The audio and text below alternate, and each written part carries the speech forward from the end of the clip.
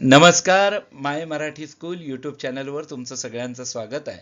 आज आपण पाहणार आहोत इयत्ता 10वी विषय गणित भाग 1 त्यामधील जो घटक अर्थनियोजन आहे त्यातील सराव संच 4.4. व्हिडिओला सुरुवात करण्यापूर्वी तुम्ही जर माय मराठी स्कूल यूट्यूब चॅनलला सबस्क्राईब केलं नसेल तर पटकन सबस्क्राईब करून घ्या. बेलच्या आयकॉनला क्लिक करा जेणेकरून मी एखादा व्हिडिओ अपलोड केला की लगेच तुम्हाला त्याचे नोटिफिकेशन मिळतील. चला व्हिडिओला सुरुवात करूया. पहिला प्रश्न बघा. एका शेअरचा बाजारभाव 200 आहे. तो खरेदी करताना 0.3% दलाली दिली तर या शेअरची खरेदीची किंमत किती? ठीक आहे. एकदम सोपा प्रश्न आहे, याच्यामध्ये काहीच नाही आहे. शेअरची खरेदीची किंमत कशी काढणार? तर बाजारभाव अधिक दलाली. बरोबर आहे. बाजारभाव अधिक दलाली. जो शेअरचा जो बाजारभाव आहे तो त्याच्यामध्ये जी दलाली दिली ती मिळवा आणि त्या दोघांची जी बी काय बेरीज येईल ते उत्तर असणार आहे. मग बाजारभाव किती आहे? 200. एकाच शेअरचं विचारलंय ना म्हणून 200 अधिक 0.3% दलाली. दलाली कशावर असते? 200 रुपयावर. 200चे 3%. बरोबर ना. बाजारभावावर दलालीचा दर ठरत असतो. म्हणून रुपये 200चे 3%. म्हणून 200 अधिक 200 गुणिले 0.3 छेद 100 किंवा 0.3 छेद 100. 200चे 0.3% आणि 0.3% म्हणजे काय? 0.3 छेद 100. ठीक आहे. या शून्याला हे शून्य जाईल, या शून्याला हे शून्य जाईल, म्हणजे 2 गुणिले 0.3 इकडे राहील.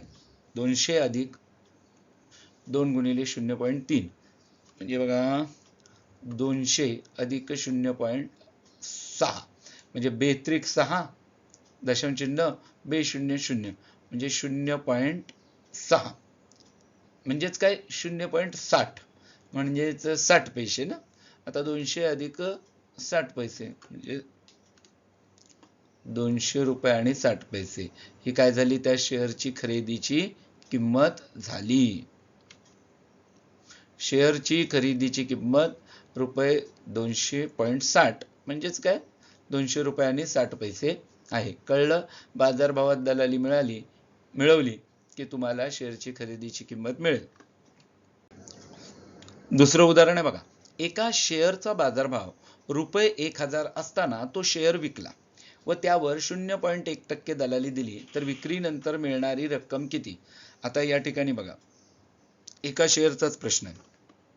एक शेअर विकला 1000 रुपये मिळणार आहे कारण बाजारभाव हा 1000 रुपये. मग 1000 रुपये मिळाले पण तीच मिळणार आहे का रक्कम विकणाऱ्याला? तर नाही. त्याच्यावर 0.1% दलाली द्यायची आहे म्हणजे आपल्या 1000 मधून ते पैसे जाणार आहेत, परंतु इथे दलालीची रक्कम दिलेली नाही. हा जो काय आहे तो दलालीचा दर आहे 0.1%. मग आपल्याला पहिल्यांदा दलालीची रक्कम काढायला लागेल आणि मग ती या 1000 मधून वजा करायला लागेल. तर आपण बघा सोडूया हे उदाहरण. दलाली रक्कम काढण्यासाठी आपल्याला काय करायला लागेल? बाजारभाव गुणिले दलालीचा दर करावा लागेल. दलालीचा दर म्हणजे 0.1% आणि बाजारभाव म्हणजे 1000 लिहून घ्या. बरोबर आहे. आता बघा या शून्याला हा शून्य घालवा, या शून्याला हे शून्य घालवा म्हणजे 10 राहिले, इकडे 1 राहिला. म्हणजे 100 नी 1000 भागलं की 10 येतं. म्हणून 10 गुणिले 0.1. बरोबर आहे. मग आता तुम्हाला माहिती आहे ज्यावेळेला असा गुणाकार असतो 10 ने आपण याला गुणतोय तेव्हा 1 दशांश चिन्ह उजवीकडे जाईल म्हणून इथे दशांश चिन्ह येईल. म्हणजे काय येईल? 1. 01 म्हणजेच काय? 1. उत्तर काय आलं? 1. म्हणजे दलालीची रक्कम 1 रुपये द्यावी लागणार आहे. बरोबर आहे. आता ही जी दलालीची रक्कम आहे ती वजा करा. म्हणून विक्रीनंतर मिळणारी रक्कम बरोबर बाजारभाव वजा दलाली. 1000 वजा 1 999. विक्रीनंतर मिळणारी रक्कम 999 रुपये. आलं लक्षात? सोपं आहे की नाही? तिसरा प्रश्न बघा. खालील शेअर खरेदी विक्रीच्या विवरणपत्रातील रिकाम्या जागा भरा. बी विकत घेतले, एस विकले. बी म्हणजे बाय आणि एस म्हणजे सेल. आता या ठिकाणी शेअर्सची संख्या दिली आहे. इथे शेअर्सचा बाजारभाव, शेअर्सची किंमत, दलालीचा दर दिलेला आहे 0.2% आणि त्याच्यावरून दलालीची रक्कम काढायची आहे. इथे दलालीवर किती CGST आहे? तर इथं 9% आहे, त्यामुळे ती रक्कम काढायची आहे. इथे दलालीवरील SGST 9% दिलं आहे आणि त्याच्यामुळे ती रक्कम काढायची आणि मग शेअर्सची एकूण किंमत. तर सुरुवात करूया. बघा या ठिकाणी 100B इथं दिसतंय, याचा अर्थ काय? 100 शेअर्स खरेदी केले, बाय केले, बरोबर आहे. आता या ठिकाणी शेअर्सची किंमत काढायची आहे. मग ती काय येणार? बाजारभाव गुणिले शेअर्सची संख्या. हा बाजारभाव आहे, त्याला गुणिले शेअर्सची संख्या केली की या ठिकाणी आपल्याला जी शेअर्सची किंमत टाकायची आहे ती मिळणार आहे. बाजारभाव 45 आहे आणि शेअर्सची संख्या 100 आहे. मग 45 गुणिले 100 करा. आता इथं 2 शून्य आधीच देऊन टाकायचे आणि 45 1 45 म्हणजे 4500. शेअर्सची किंमत 4500 लिहिली, इथं आपण लिहून टाकली. आता दलालीची रक्कम इथे जी आपल्याला लिहायची ती काढूया. तर त्यासाठी काय आहे, तर बाजारभाव जो आहे त्याचे 0.2% दलाली आहे. या ठिकाणी बाजारभाव जो आहे त्याचे 0.2%. इथं एका शेअरचा बाजारभाव आहे आणि इथं आपण जे एकूण 100 शेअर घेतलेत ना त्याची किंमत आहे. मग 4500 गुणिले 0.2% करायला लागेल, बरोबर आहे. 0.2% म्हणजेच 0.2/100. कळतंय? पुढे आता बघा इथे काय गेलं, या शून्याला हा शून्य गेला, या शून्याला हा शून्य गेला, म्हणजे काय राहिलं? 45 गुणिले 0.2. इथे 45 गुणिले 0.2 लिहिलं तरी चालेल. मी काय केलं, थोडंसं गणित सोपं करण्यासाठी 0.2 ची रचना अशी केली की 2/10. काही गरज नव्हती, पण मी आपली केली आणखीन सोपं करावं म्हणून. 45 गुणिले 2 90, 90/10, 10 1 10, 10 9 90 म्हणजे 9. म्हणजे दलालीची रक्कम किती आली? 9. 9 काय? रुपये 9. ठीक आहे. आता या ठिकाणी आपल्याला दलालीवरचे CGST काढायचे, त्यामुळे ते इथे आपण उत्तर काढूया. दलालीवरील CGST बरोबर दलालीची जी रक्कम आहे गुणिले CGSTचा दर.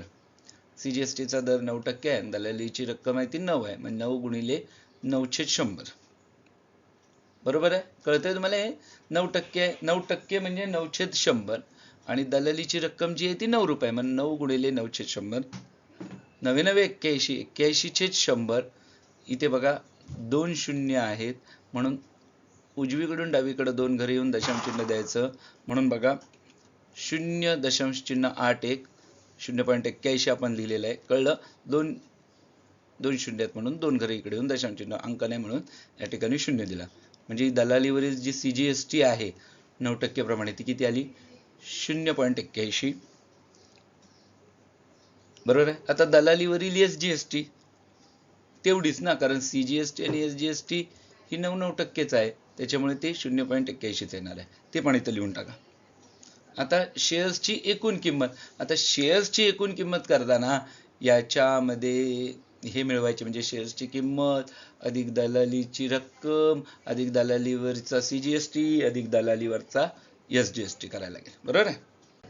मग शेअर्सची एकूण किंमत बघा, बाजारभाव अधिक दलाली अधिक CGST अधिक SGST. बाजारभाव तुम्हाला माहिती आहे 4500 अधिक दलालीची रक्कम 9 अधिक CGST 0.81 आणि SGST पण 0.81. यांची बेरीज करूया. 4500 अधिक 9 4509 अधिक 1.62. म्हणजे तुम्हाला माहिती आहे 1 आणि 1 2, 8 आणि 8 16, 1607 चला 1 दशांश चिन्ह इथं आहे म्हणून ते दिलं आणि मग 1. ठीक आहे. आणि मग 4510.62 ही काय झाली? शेअर्सची एकूण किंमत. लक्षात आलं? चलो पुढे लिहून टाकू. आता 75S याचा अर्थ काय की 75 शेअर्स विक्री केलेले आहेत. काय? 75S याचा अर्थ काय? 75 शेअर्स विक्री केलेत, बरोबर. शेअर्सची किंमत बरोबर बाजारभाव गुणिले शेअर्सची संख्या. हे जे आपण खरेदी करताना जे सूत्र वापरलं ना शेअर्सची किंमत काढायला, तेच विक्री करताना पण वापरणार आहोत. मग बाजारभाव 200 आहे गुणिले 75. आता या ठिकाणी बघा हे 2 शून्य आहे तसेच द्यायचे आणि 75 दुणे 150. 150. ठीक आहे, 15,000 रुपये आली शेअर्सची किंमत. लिहून टाका. लिहिली ते. आता दलालीचा दर जो आहे तो 0.2% आहे. मग आपल्याला त्याच्यावरून त्याची दलालीची रक्कम काढता येईल की नाही? बाजारभावाच्या 0.2%. बाजारभाव किती आहे? 15,000. 75 शेअर्सचा विचार करतोय आपण. एका शेअर्सचा बाजारभाव 200 रुपये आहे, पण आपण 75 शेअर्सचा विचार केला तर तो किती आला? 15,000. 15,000 गुणिले 0.2/100. 0.2% म्हणजे काय? 0.2/100. बरोबर आहे ना? पुढे आता या ठिकाणी या शून्याला हा शून्य गेला, या शून्याला हा शून्य गेला, म्हणजे इथे 150 राहिले गुणिले 0.2. आता थोडं गणित सोपं करावं म्हणून काय करतो मी? 150 गुणिले 210.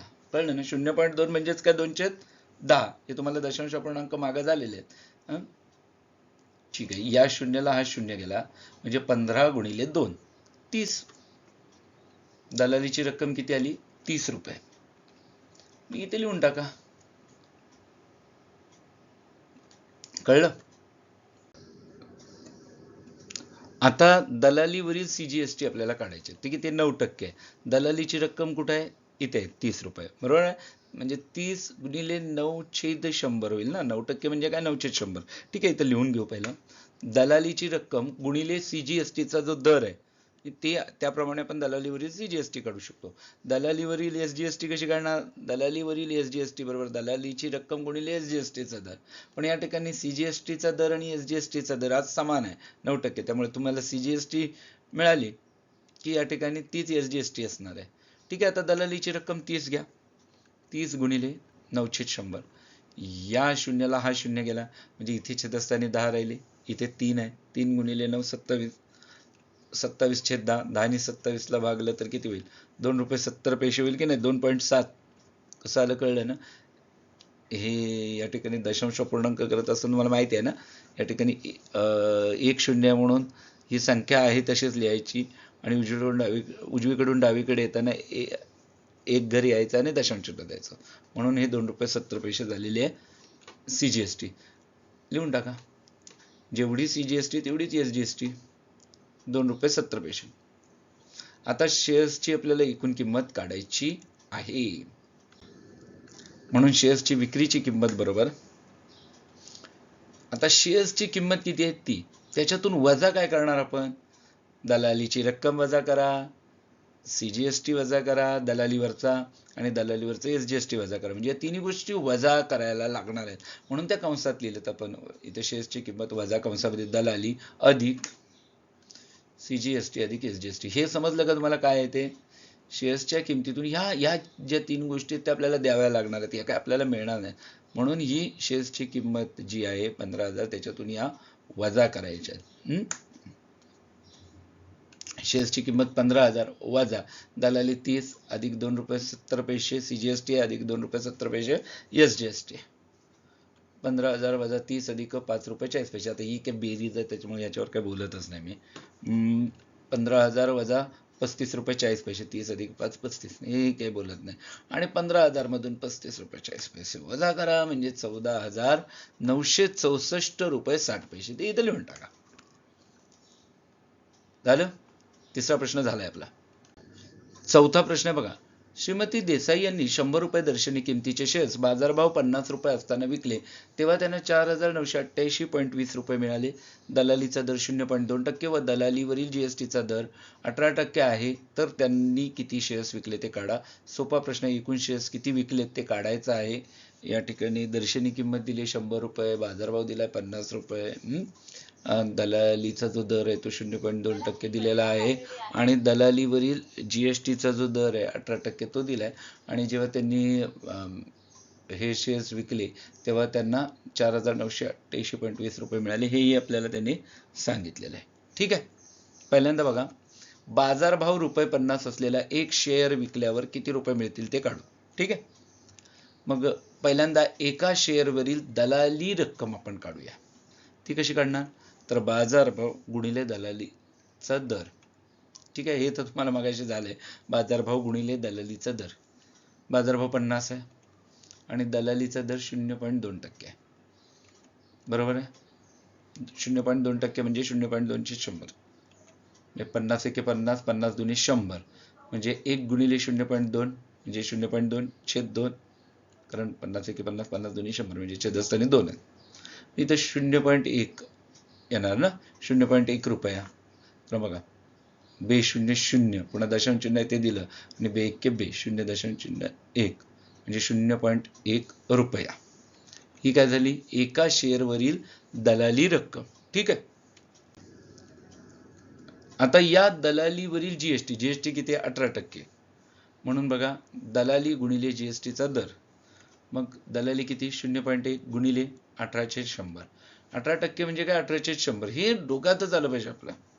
म्हणून बघा, 0.1 गुणिले 18 म्हणजे काय होईल, आता 18 एके 18, 8 चालला 1, 1800 म्हणजे, आणि 1.8, 1.8 च्या छेदस्थानी 100 आहे, म्हणून ते किती येणार, 0.018 या पद्धतीने. पुढे, किंवा साध्या सोप्या भाषेत समजावून सांगू, 1/10, बरोबर आहे, सोपं. 0.1 म्हणजे काय, 1/10, मग 1 गुणिले 18 18, 10 गुणिले 100 1000, 3 शून्य आहेत, 1000 म्हणजे 3 शून्य आहेत ना एकावर, म्हणून 3 घरं इकडे यायचा. बघा, मग 8 1, इथं काहीच नाही, मग तिथं 0 दिला, मग दशांश चिन्ह दिलं आणि मग 0. हे जास्त सोपं आहे ना, 1/10 करायचं, गुणाकार करायचा आणि मग छेदस्थानी जेवढे 0 आहेत तेवढी उजवीकडून डावीकडे यायचं. या दलालीवरील जीएसटी किती आली, 0.018 रुपये. एका शेअरची विक्रीची किंमत, बाजारभाव वजा कंसामध्ये दलाली अधिक दलालीवरील जीएसटी, कारण हे वजा होणार आहेत. हे जे आहे ना, बाजारभावातून ही जी रक्कम, या रक्कम आहेत ना, दलालीची रक्कम आणि दलालीवरील जीएसटी, हे वजा होणार आहे. ते का आपल्याला मिळणार नाही, ते आपल्याला आहेत त्या याच्यातून द्यायचे आहेत, म्हणून ते वजा करतोय आपण. बाजारभाव तर 50 आहे, हे एका शेअरचं चाललंय, वजा दलाली किती आहे, कंसामध्ये 0.1 अधिक दलालीवरील जीएसटी 0.018, 0.018, म्हणून बघा 50 वजा 0.118, हे काय बेरीज आहे, याच्यामध्ये काय एवढं अवघड नाही. म्हणून बघा, एका शेअरची विक्री किंमत किती आली, 49.882 रुपये. ठीक आहे, एका शेअरची विक्रीची किंमत मिळाली. एक शेअर विकल्यावर किती रुपये मिळतात, तर एवढी 49.882 रुपये मिळतात. विकलेल्या शेअर्सची संख्या किती आहे, ती आपल्याला माहिती नाही, ती आपल्याला काढायची. मग त्यासाठी काय करायचं, मिळालेली एकूण रक्कम बरोबर छेद एका शेअरची विक्रीची किंमत. मिळालेली एकूण रक्कम किती आहे, 4988.20, बरोबर आहे, 4988.20 आणि छेद एका शेअरची विक्रीची किंमत 49.882. मग यांचा भागाकार करता येईल आपल्याला. बघा, आता या ठिकाणी आपण काय करूया, दशांश चिन्ह आपल्याला चुकवतात ना, म्हणून हे दोन्ही अंशाला आणि छेदाला 1,000 ने गुणून घेऊया. बघा, तेच केले, अंश व छेद यांना 1,000 ने गुणून. तुम्हाला माहिती आहे, 1,000 ने गुणलं 3 शून्य आहेत, म्हणून दशांश चिन्ह उजवीकडे 3 घरं सरकतं, म्हणजे 2 नंतर 0 पुन्हा 1 शून्य द्यायचं आणि मग दशांश चिन्ह. मग आता 0 0 आहे म्हणून या ठिकाणी काही द्यायची गरज नाही. मग हे किती आलं, 49,88,200 अंशामध्ये, आणि छेदस्थानी 49,882. बघा, हा 1 0 0 म्हणजे 100चा भाग लागेल ना, कळलं ना, बरोबर. 49,882 49,882 म्हणजे इथे खाली 1चा भाग, इथे 1चा भाग, पुन्हा हे 0 हे 0 म्हणजे 100. किती, ही शेअर्सची संख्या आहे विकलेल्या. श्रीमती देसाई यांनी 100 शेअर्स विकले, कळलं. ठीक आहे, पुढे जाऊया. 5वा प्रश्न आहे बघा, मिस्टर डिसोजा यांनी 50 रुपये दर्शनी किमतीचे 200 शेअर्स 100 रुपये अधिमूल्यावर खरेदी केले. त्यावर कंपनीने 50% लाभांश दिला. लाभांश मिळाल्यावर त्यातील 100 शेअर्स 10 रुपये अवमूल्याने विकले व उरलेले शेअर्स 75 रुपये अधिमूल्याने विकले. प्रत्येक व्यवहारात 20 रुपये दलाली दिली तर त्यांना या व्यवहारात नफा झाला का तोटा? किती रुपये? प्रथम मिस्टर डिसूझा यांनी गुंतवलेली एकूण रक्कम काढूया. ठीक आहे. त्यांनी ₹50 दर्शनी किमतीचे शेअर्स 100 रुपये अधिमूल्याने घेतले आहेत. शेअरची किंमत किती आहे? 50 रुपये दर्शनी किंमत, पण 100 रुपये अधिमूल्याने घेतले म्हणजे त्याचा आपल्याला बाजारभाव काढता येईल, बरोबर की नाही? दर्शनी किंमत अधिक अधिमूल्य म्हणजे त्या शेअरचा बाजारभाव आपल्याला काढता येईल. म्हणून खरेदी करतानाचा बाजारभाव बरोबर दर्शनी किंमत अधिक अधिमूल्य, म्हणून 50 अधिक 100 बरोबर ₹150. हा काय आहे? खरेदी करतानाचा बाजारभाव. हा एका शेअरचा विचार करतोय आपण. मिस्टर डिसोजा यांनी ₹150 बाजारभावाने शेअर्स खरेदी केले, म्हणून गुंतवणूक बरोबर बाजारभाव गुणिले शेअर्सची संख्या. आता त्यांची आपण गुंतवणूक काढू शकतो. बाजारभाव गुणिले शेअर्सची संख्या. बाजारभाव तर तुम्हाला मिळाला 150 आणि शेअर्सची संख्या 200. कुठं म्हटलंय? तर इथं बघा म्हटलंय 200 शेअर्स आहे ना. मग 150 गुणिले 200 बरोबर 30,000. 0 0 0 हे 3 शून्य आहेत. 15 दुने 30 बरोबर आहे. म्हणजे गुंतवणूक 30,000 रुपये झालेली आहे. आपण काय काय काढलं? खरेदी करतानाचा बाजारभाव एका शेअरचा काढला, नंतर त्यांनी केलेली गुंतवणूक काढली 30,000 रुपये. त्यांना शेअर खरेदी करताना द्यावी लागलेली दलाली, त्यांनी दलाली दिली आहे. काय म्हटलंय? प्रत्येक व्यवहारात 20 रुपये दलाली दिली, म्हणजे शेअर खरेदी करताना सुद्धा त्यांना दलाली द्यावी लागली 20 रुपये. इथं दलालीचा दर नाही तर दलालीची रक्कम दिलेली आहे त्यांनी 20 रुपये. म्हणून मिस्टर डिसोझा यांचा एकूण खर्च, गुंतवणूक अधिक दलाली 30,000 अधिक 20, 30,020. हा काय झाला? मिस्टर डिसोझा यांचा एकूण खर्च. हे मिळालं पहिलं. आता त्यांना या व्यवहारात किती रक्कम मिळाली ते काढू, बरोबर आहे. आता त्यांना या व्यवहारात किती रक्कम मिळाली ते आपल्याला काढायचं, बरोबर. त्यांना 50% दराने लाभांश मिळाला. इथे म्हटलंय बघा, आपण काय मनाचं कुठलं म्हणत नाही, कंपनीने त्यांना 50% लाभांश दिला. एका शेअरवर मिळणारा लाभांश बरोबर दर्शनी किंमत गुणिले लाभांशाचा दर. आपल्याला माहिती आहे की आपण एका शेअरवर मिळणारा लाभांश कसं काढतो? तर एका शेअरची दर्शनी किंमत जी आहे ती आणि गुणिले लाभांशाचा दर. या ठिकाणी दर्शनी किंमत त्यांनी 50 रुपये दिले, लाभांशाचा दर 50% आहे. दर्शनी किंमत गुणिले लाभांश दर म्हणजे 50 गुणिले 50/100 बरोबर आहे.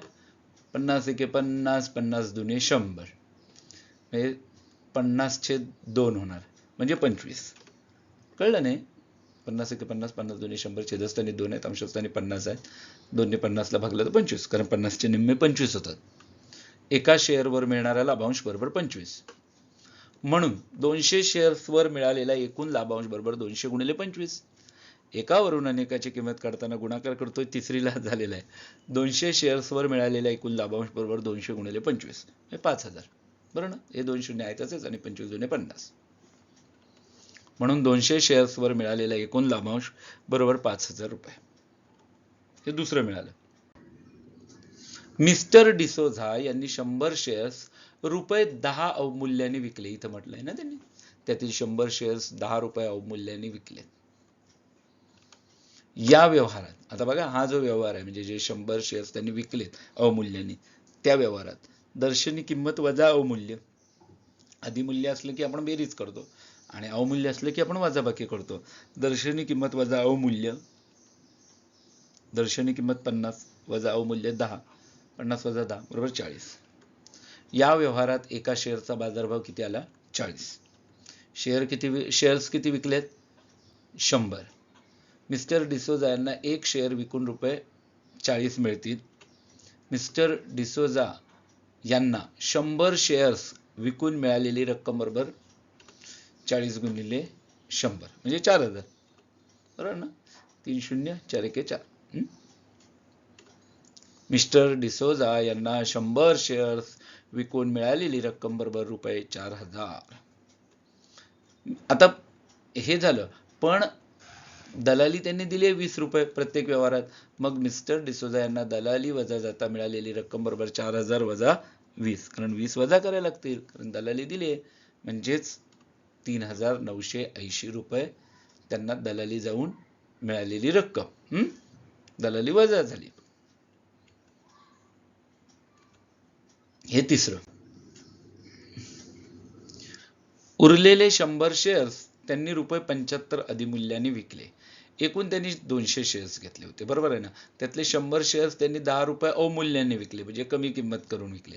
आणि उरलेले जे 100 शेअर्स आहेत त्यांनी ₹75 अधिमूल्याने विकले, म्हणजे जास्त ₹75 घेतले, बरोबर ना. तर या व्यवहारातील एका शेअरचा बाजारभाव बरोबर दर्शनी किंमत अधिक अधिमूल्य.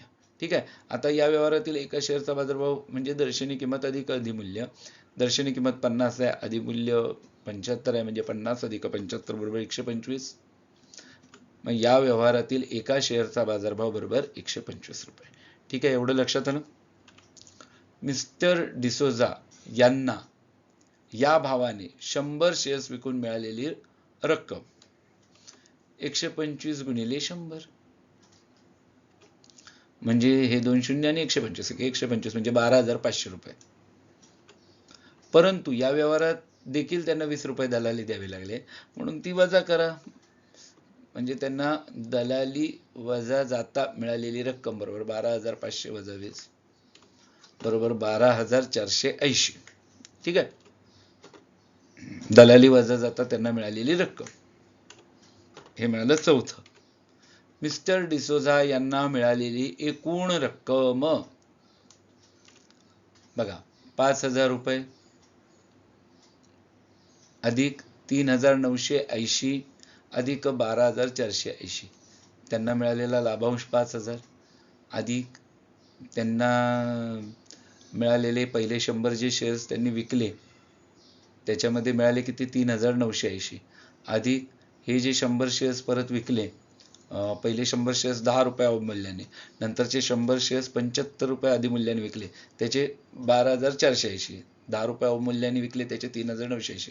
या तिघांची बेरीज करा बरोबर 21,460 रुपये. गुंतवणूक किती केले 30,020 रुपये खर्च केले होते ना. मिस्टर डिसोजा यांचा एकूण खर्च 30,020 रुपये आणि मिळाले किती 21,460. हे एक वरून लक्षात आलं ना, नाही ते एक वरून दिसलं. त्यांनी खर्च केलेली रक्कम त्यांना मिळालेल्या एकूण रकमेपेक्षा अधिक आहे, म्हणून मिस्टर डिसोजा यांना या व्यवहारात तोटा झाला. मिस्टर डिसोजा यांना झालेला तोटा बरोबर 30,020 वजा 21,460 बरोबर 8,560. ही वजाबाकी आहे, काय तुम्ही करा. या व्यवहारात मिस्टर डिसोजा यांना ₹8,560 तोटा झाला. लक्षात आलं. तर अशा पद्धतीने हा सराव संच आपला झालेला आहे. व्हिडिओ जर तुम्हाला आवडला तर माय मराठी स्कूल यूट्यूब चॅनलला जरूर लाईक शेअर कमेंट सबस्क्राईब करा. बेलच्या आयकॉनला क्लिक करा, जेणेकरून मी एखादा व्हिडिओ अपलोड केला की लगेच तुम्हाला त्याचे नोटिफिकेशन मिळतील. धन्यवाद.